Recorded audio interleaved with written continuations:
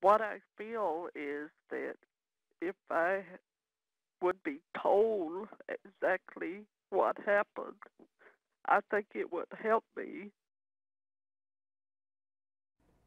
What you just heard were the emotional words from the mother of William Chris Petrie. He was the football fan who visited Jacksonville to watch his Chicago Bears take on the Jaguars, but tragically never made it to that game. Petrie's mother spoke to Channel 4 by phone as she watched for the first time newly released surveillance video from that night last October when police arrested her son's accused killer. Matthew Hinson remains in jail, awaiting trial on a charge of second-degree murder.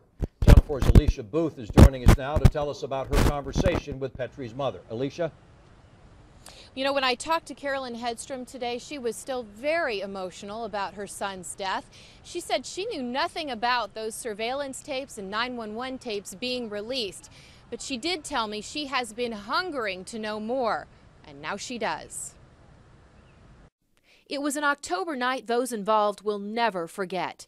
At the Landing, Chris Petrie lies in the corner of a crowded Irish bar, bleeding to death from a stab wound.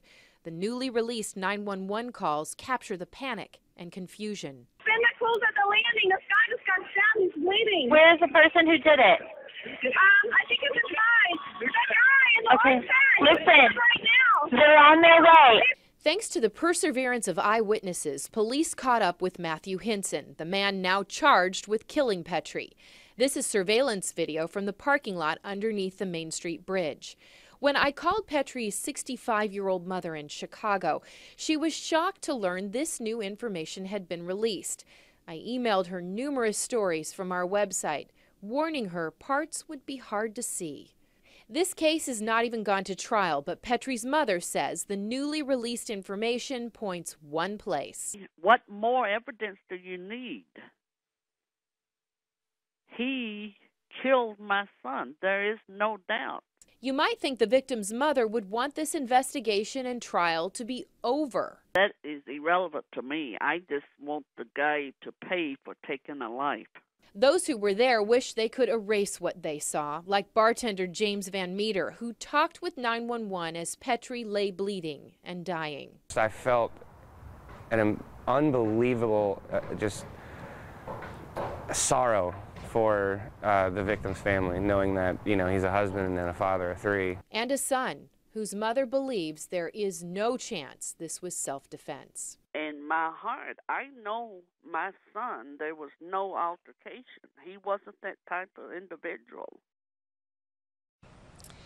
Now, we did reach out to the public defender today. However, he did not return our calls. We did speak to a local defense attorney in town who is familiar with this case.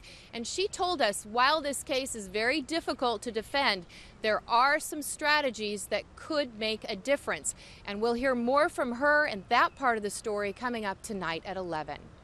Alicia Booth, live in Jacksonville, Channel 4, the local station.